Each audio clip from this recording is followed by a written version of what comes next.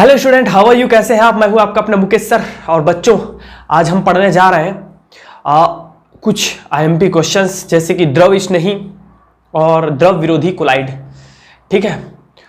और बच्चों, तो उसका स्टार्ट होता है कोलाइड से। हमने पहले पार्ट में देखा था एड्सोर्प्शंस, अधिशोषण, अवशोषण, और पूरा पढ़ाई किया था उसका।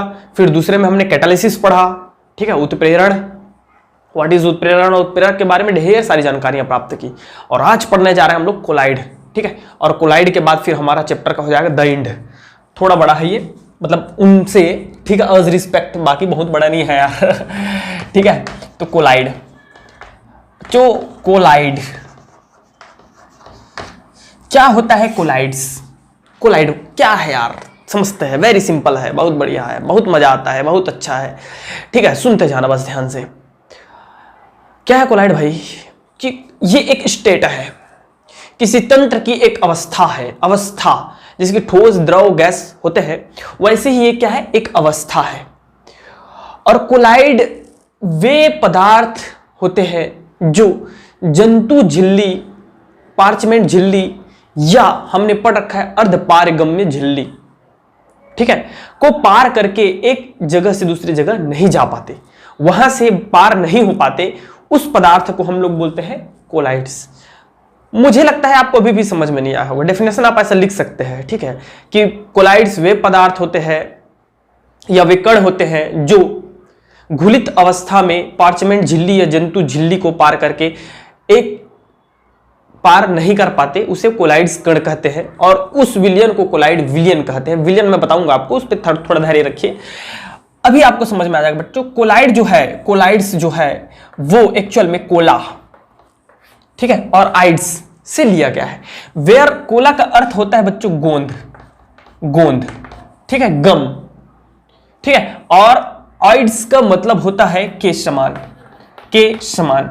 तो एक्चुअल में जितने भी हमारे जो कोलाइड्स होते हैं वे वास्तव में गोंद के समान दिखते हैं। मैक्सिमम जो कोलाइड्स होते हैं वो किसके समान दिखते हैं? गोंद के समान दिखते हैं। इसलिए गोंद के समान को कोलाइड्स कहते हैं। इसलिए इसको हमने क्या कह दिया? कोलाइड कह दिया। अब आप लोग भात चावल जब बनाते हैं तो भात पसिया जानते होंगे सब लोग, है ना भाई? वो भी क्या है? कोलाइड विलयन है। 100% कोलाइड विलयन। समझ में आ रहा है? आपका गोंद क्या है? कोलाइड विलयन है। पानी, अगर नारियल का कई समय जो पानी निकलता है वो कोलाइड विलयंस का पानी होता है, ठीक है। तो ये है आपका कोलाइड विलयन। और कैसे बता सकते हैं? मॉडर्न जो है आधुनिक कंसेप्ट के अनुसार मैं आपको एक चीज बताता हूं। देखो, हमारे पुरातन धर्म ग्रंथों में बहुत पुराने समय में 5 तत्वों का, इस संपूर्ण अंतरिक्ष ब्रह्मांड में 5 तत्वों का संकल्पना किया गया है। बहुत वर्ष पहले, जब ये वैज्ञानिक जो है, आज के वैज्ञानिक पैदा भी नहीं हुए थे, तब की बात बता रहा हूं मैं। 5 तत्वों की संकल्पना की गई है। क्या क्या भैया? भूमि, वायु, जल, आकाश एवं अग्नि कहा गया है, कहा गया है बच्चों। अब भी हम जब साइंस पढ़ते हैं, फिजिक्स, केमिस्ट्री, तो 3 अवस्था पढ़ते हैं। वही भूमि को हम लोग ठोस बोल देते हैं, ठीक है, भूमि को ठोस बोल देते हैं। वायु तो फिर वायु ही है, गैस, और जल जल ही है। बच जाते हैं 2 अवस्था। कौन कौन से भाई? आकाश एवं अग्नि, 2 चीज बच जाते हैं। अब जो वैज्ञानिक आ रहे हैं वे उन दोनों पर रिसर्च कर रहे हैं और ये बता रहे हैं आज के वैज्ञानिक कि हां 2 और अवस्था है। वो ये नहीं बोलते हैं कि धर्म ग्रंथों में लिखा हुआ है, पुरातन समय में लिखा हुआ है, कि नहीं बोलते हैं। क्यों? वैसा अगर बोल देंगे तो फिर उनका वैज्ञानिक का जो क्रेडिट है वो खत्म हो जाएगा। कणाद ने परमाणु को बहुत पहले से उसका वर्णन किया है, लेकिन आज कौन जानता है कि कणाद ने कहा था? गिनती के लोग बस एक छोटा सा टाइटल दे देते हैं। कणाद के अनुसार परमाणु क्या है? तो वे परमाणु वे सूक्ष्म कण होते हैं जिसको पुनः नहीं विभक्त किया जा सकता, उसको परमाणु कहते हैं। कणाद के अनुसार बोल देते हैं, लेकिन एक्चुअल में वो बहुत पुराने समय में दे दिए थे, जबकि ये वैज्ञानिक जो है पैदा भी नहीं हुए थे। तो आज वही रिसर्च चल रहा है। जो आकाश है बच्चों, आकाश जिसको हम लोग बोलते हैं, वही प्लाज्मा के रूप में जाना जाता है, प्लाज्मा, और उसी को हम लोग बोल देते हैं कोलाइड। क्या बोल देते हैं? कोलाइड। अर्थात यह भी एक पदार्थ का क्या है? पदार्थ की क्या है? एक अवस्था है, अवस्था है। बात को समझने का प्रयास करना। जिसकी ठोस, द्रव, गैस है, उसी प्रकार ये क्या है? एक पदार्थ की अवस्था है। और एक अवस्था क्या होती है जिसको हम अग्नि कहते हैं, उसको हमारे आदरणीय बोस, आइंस्टाइन, बोस आइंस्टाइन, दोनों मिलकर के एक पदार्थ जो इनके नाम पर ही रखा गया है, बोस आइंस्टाइन, ठीक है। बोस हमारे इंडियन सब लोगों को पता है, ठीक है, और आइंस्टाइन तो फिर तो भगवान है भैया, फिजिक्स जगत का, केमिस्ट्री पर भी काम किया उन्होंने, तो दोनों के नाम पर रखा गया है वही अग्नि को। तो ये पांचवा तत्व है, पांचवा पदार्थ की अवस्था है। तो इस प्रकार से बच्चों ये एक्चुअल में एक पदार्थ की क्या है, अवस्था है। तो एक और ऐसा आप लिख सकते हो कि ऐसे कण जिनका आकार 1 नैनोमीटर से 100 नैनोमीटर के मध्य होता है उसे हम क्या कहते हैं, क्या कहते हैं भाई, कोलाइड कण कहते हैं। अभी हम कोलाइड कण पढ़ रहे हैं, बाद में कोलाइड विलयन में आएंगे, ओके। कोलाइड कण कहते हैं। अब देखो कोई भी चीज है, ठीक है, जैसे कि आपने मिट्टी लिया और उसको पानी में घोल दिया, बच्चों, तो 3 चीजें होंगी, मैं बता रहा हूं, ध्यान से सुनते जाइएगा। वास्तविक कण, ठीक, दूसरा होता है कोलाइड कण, और तीसरा होता है बच्चों निलंबन, जिसको हम लोग बोलते हैं सस्पेंशंस। क्या बोलते हैं, सस्पेंशंस, कोलाइड एंड वास्तविक कण, ठीक है। तो ये क्या चीजें होती है सुनिए, जब मैंने जल लिया और जल में मैंने गंदा मिट्टी ला करके घोल दिया, तो वह 3 चीजें मुझे मिल जाएंगी। जो जल है वो एक्चुअल में क्या है, वास्तविक कण है, उसके जो पार्टिकल्स होंगे वो बहुत मिनिमम साइज के होंगे, बहुत कम साइज के। मींस दैट यदि ये 1 नैनोमीटर से 100 नैनोमीटर का है, तो ये जो होगा कोलाइड कण होंगे वो लेस देन होंगे, आपके लेस देन होंगे 1 नैनोमीटर से, ठीक है। मतलब 1 नैनोमीटर बड़ा होगा वास्तविक कण से, समझ में आ रहा है। 1 नैनोमीटर बड़ा हो जाएगा वास्तविक कण से, मतलब 1 नैनोमीटर से छोटे कण को हम बोलेंगे वास्तविक कण। और निलंबन किसे कहते हैं, तो 100 नैनोमीटर से बड़े को हम लोग बोलते हैं निलंबन। और निलंबन क्या हो जाएगा, जब मिट्टी को जब हम लोग घोलेंगे तो जो जल है वो होगा वास्तविक कण। जो पेस्ट बनेगा, कुछ पेस्ट भी बनता है उसमें, गंदा दिखता है, जो कि अगर हम छानेंगे कपड़े से या जंतु झिल्ली से छानेंगे तो वो गंदगी बाहर नहीं जा पाएगी, वही क्या है एक्चुअल में निलंबन है। और अब बोलोगे कि सर सस्पेंशन क्या है, निलंबन क्या है, तो निलंबन जो होता है बच्चों वो उसमें कुछ रेत के कण हो सकते हैं, दैट इज निलंबन, जो कि नीचे जाके बैठ जाते हैं, जिसको हम अपने आंखों से भी देख सकते हैं, वो होता है निलंबन। वास्तविक कण को आप अपने कोलाइड कण को आप अपने आंखों से नहीं देख पाते। तो चलिए देखते हैं फिर तीनों में डिफरेंट, उसके बाद प्रक्षिप्त प्रवस्था, परिक्षेपण माध्यम, फिर हम द्रव स्नेही द्रव कोलाइड, जो कि एक महत्वपूर्ण टॉपिक है, उसको सबको कवर करेंगे, ओके। चलिए देखते हैं, तो हम लोग देखते हैं क्या चीज भाई, बोलो। इन तीनों में थोड़ा सा डिफरेंट देख लेते हैं, किस किस चीजों में। अभी क्या बताया, अभी मैं आपको क्या पढ़ा रहा हूं, वास्तविक कण, ठीक, आपका कोलाइड कण, और है हमारा क्या चीज बोला बच्चों, बता दीजिए मुझे भाई, निलंबन, सस्पेंशन बोलते हैं इसको इंग्लिश में, ठीक है। इन तीनों में डिफरेंट देख लेते हैं, कॉमन डिफरेंस क्या है। तो इसके जो गुण है उसके आधार पर देखेंगे। गुण क्या है, आकार, सबसे फर्स्ट आकार, बच्चों याद रखिएगा, फर्स्ट क्या रहेगा, आकार, साइज। तो इसका जो साइज होता है वह 1 नैनोमीटर से कम होता है। क्या होता है, 1 नैनोमीटर से कम होता है। इसका जो साइज होता है वो 1 नैनोमीटर से आपका होता है 100 नैनोमीटर के मध्य, समझ में आ गया। और इसका आकार जो होता है 100 नैनोमीटर से अधिक, समझ में आ रहा है यार, ठीक है। सेकंड आ जाएगा विसरण, मतलब प्रवाहित होना, ठीक है। तो ये जो है वास्तविक कण होते हैं स्टूडेंट, वो है अत्यधिक तीव्र गति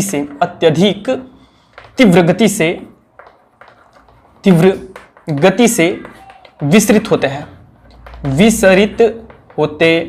हैं, ठीक है।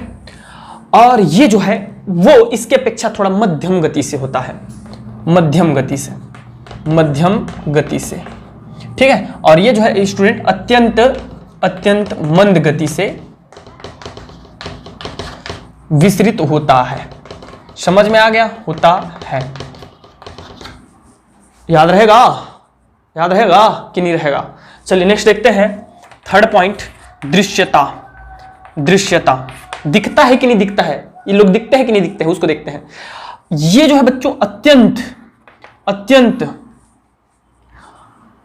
अत्यंत जो है अत्यंत पावरफुल कहा जाए तो शक्तिशाली, अत्यंत शक्तिशाली सूक्ष्मदर्शी की सहायता से देखा जाता है। सूक्ष्मदर्शी की सहायता से पढ़ाएंगे फिजिक्स में आपको, ठीक है, सहायता से देखा जाता है। सूक्ष्मदर्शी, दूरदर्शी, ठीक है, खगोलीय दूरदर्शी, सब चीज पढ़ाएंगे आपको, चिंता मत करो। पार्थिव दूरदर्शी क्या होता है सब पढ़ाएंगे।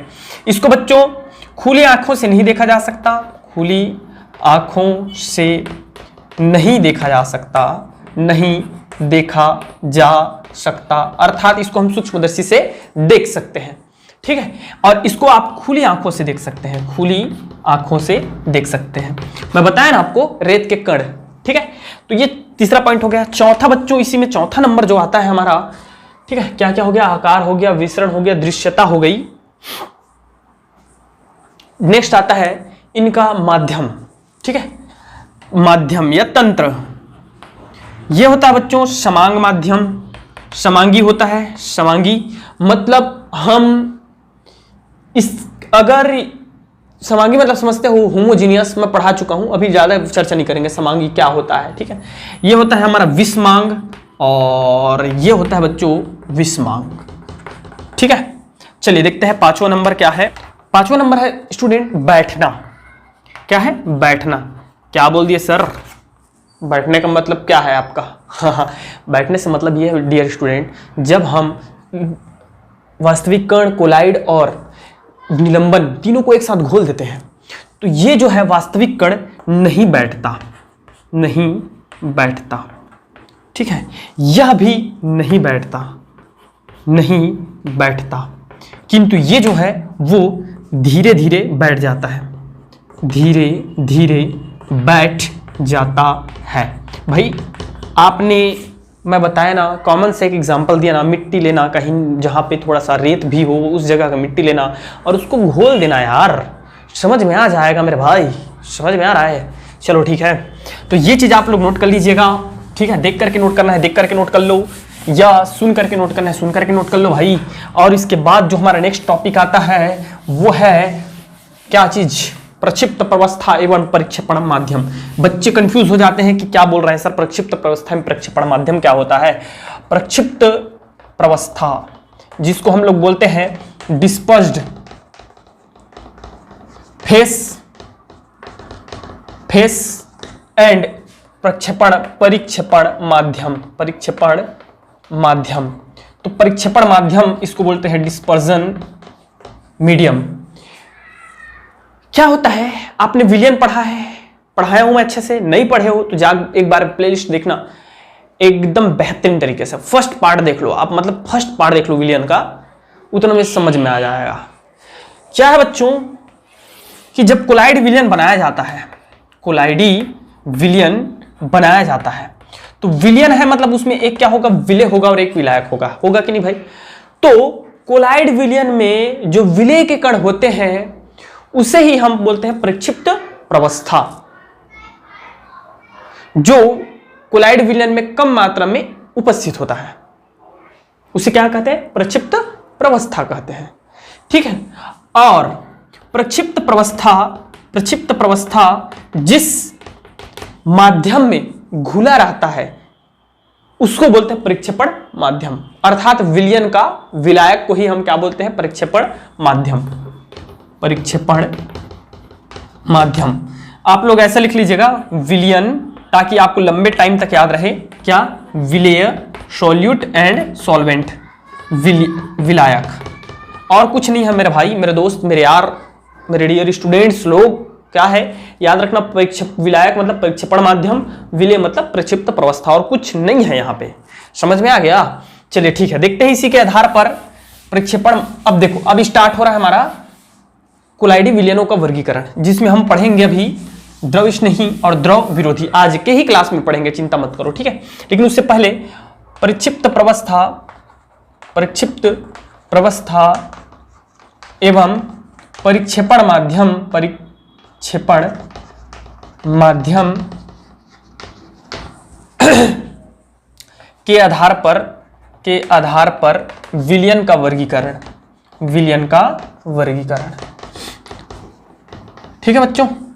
जनरली ये नहीं आता है, बस आपको याद रखना है, दिमाग में थोड़ा सा कॉमन सा चीज, कुछ जो है 1 मार्क्स क्वेश्चन में आ जाते हैं, ठीक है, बाकी ऐसा है कुछ नहीं आता ये मैं बताऊंगा। द्रव स्नेही द्रव विरोधी कोलाइड आते हैं, ठीक है। और उसके अलावा एक और है, उसको भी पढ़ाएंगे, आज ही पढ़ाएंगे।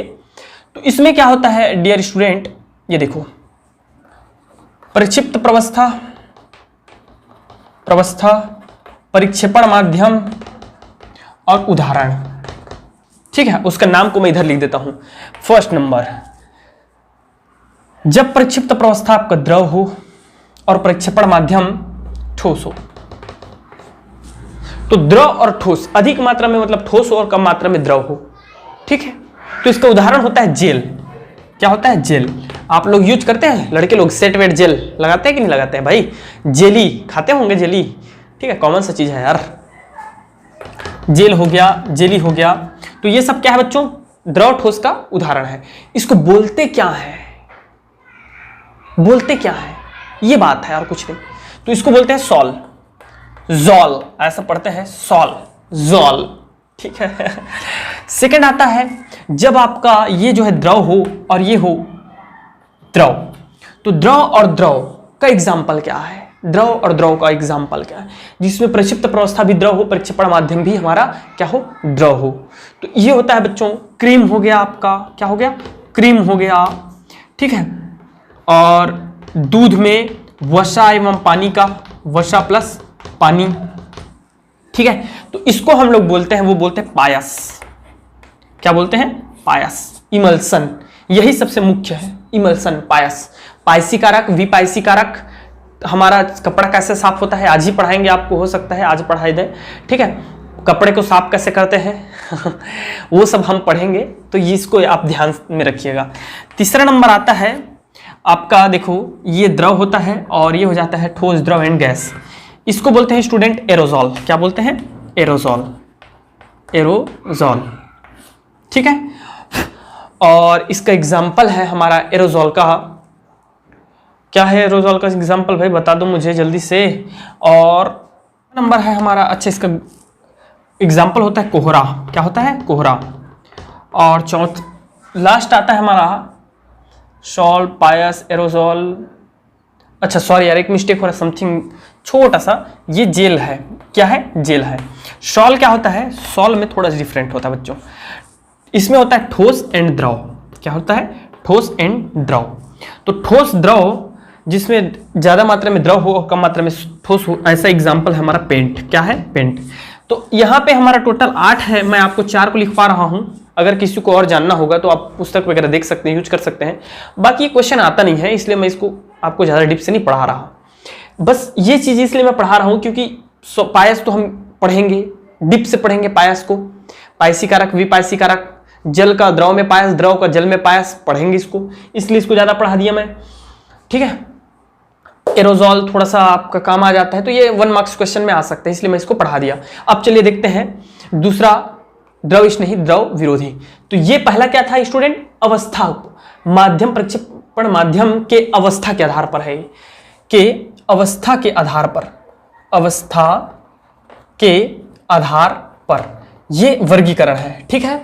दूसरा जो आता है वो आता है उसके बंध के आधार पर, जिसको हम लोग द्रव स्नेही और द्रव विरोधी में डिवाइड करते हैं, ठीक है। चलिए देखते हैं। ओके स्टूडेंट, अब हम लोग देखेंगे क्लासिफिकेशंस, किसके कारण? प्रक्षिप्त प्रवस्था में प्रक्षेपण माध्यम के मध्य जो अंतर आणविक बल होता है, ठीक है, उसके आधार पर वर्गीकरण, interactions between dispersed phase and dispersion medium. तो इसको हमने 2 भागों में सीधा सीधा हम क्लासिफाइड कर देते हैं, ठीक है। इसका मैं बता देता हूं आपको, 2 टाइप होते हैं, द्रव स्नेही और द्रव विरोधी। तो मैं एक काम करता हूं, डेफिनेशन कहां अलग से लिखाऊंगा यार, उसके बाद एग्जांपल दूंगा, उसके बाद डिफरेंट बताऊंगा। सीधा मैं डिफरेंट बताता हूं, उसी में डेफिनेशन, उसी में एग्जाम्पल, उसी में सब कुछ हो जाएगा, ठीक है। आप भी ऐसा कर सकते हो। तो द्रव स्नेही, इसको बच्चों इसको इंग्लिश में बोलते हैं लियोफिलिक। क्या बोलते हैं? लियोफिलिक। और द्रव विरोधी को हम लोग इंग्लिश में बोलते हैं लियोफोबिक, ठीक है। लियोफिलिक एंड लियोफोबिक।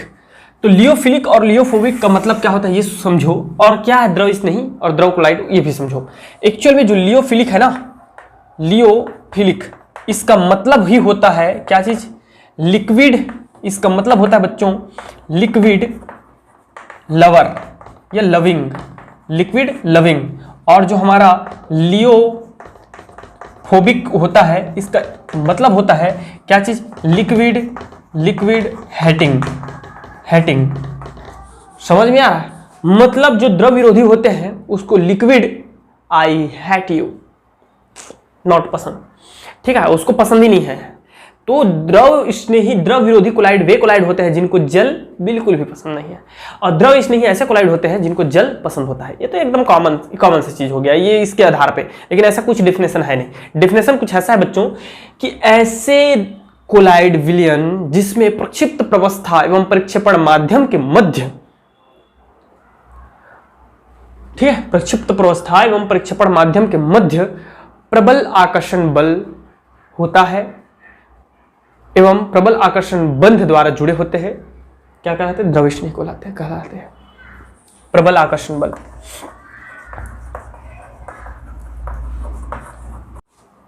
और इसमें स्टूडेंट दुर्बल आकर्षण बल होता है। किसके मध्य? दुर्बल आकर्षण बल किसके मध्य होता है भाई? प्रक्षिप्त प्रवस्था एवं परिक्षेपण माध्यम के मध्य दुर्बल आकर्षण बल हो तब उसे हम बोलते हैं द्रव विरोधी। ये एक्चुअल डेफिनेशन है, समझ में आ गया? अब देखो यहां प्रबल आकर्षण है मतलब वो क्या होगा? स्थायी होगा। स्थायी, जहां प्रबल की बात आती है ना स्थायित्व तो रहता है, आप याद रखिएगा, ठीक है। प्रबल आकर्षण बल है अतः यह क्या हो जाएगा? स्थायी हो जाएगा, स्थायी होता है। और ये क्या होता है बच्चों? अस्थायी होता है। यह दुर्बल आकर्षण बल होने के कारण क्या होता है? अस्थायी होता है। अब स्थायी है तो इसका स्कंदन सरलता से नहीं होता। अब स्कंदन क्या है उसको जस्ट हम आगे टॉपिक में पढ़ेंगे, आप बस अभी इतना याद रखिएगा, मैं अच्छे से समझाऊंगा। स्कंदन एकदम बेहतरीन टॉपिक है, ठीक है।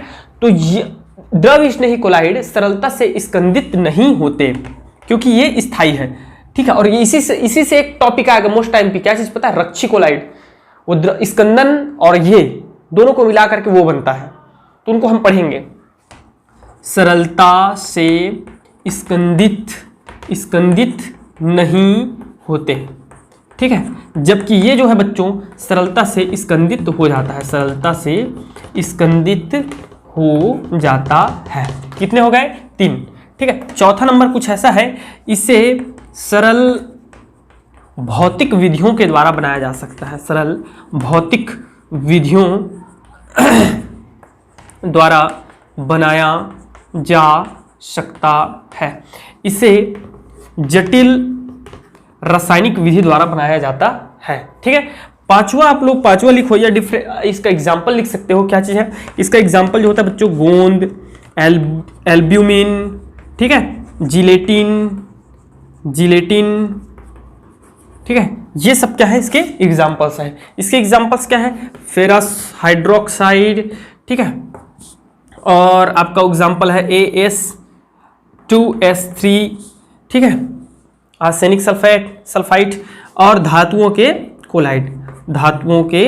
अभी हम बनाएंगे धातुओं के कोलाइड कैसे बनाते हैं, देखेंगे, ठीक है, देखेंगे उसको, ठीक है। उसके लिए टेंशन मत लीजिए, धातुओं के कोलाइड। तो ये सभी एग्जाम्पल्स है, ओके। तो इस प्रकार आप थोड़ा ध्यान रखिएगा।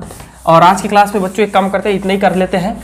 नेक्स्ट क्लास में मैं आपको पढ़ाऊंगा, क्या चीज़ पढ़ाऊंगा सुन लो पहले। हम पढ़ाएंगे कि कपड़े का मैल कैसे साफ होता है, डिटर्जेंट पाउडर से या साबुन से।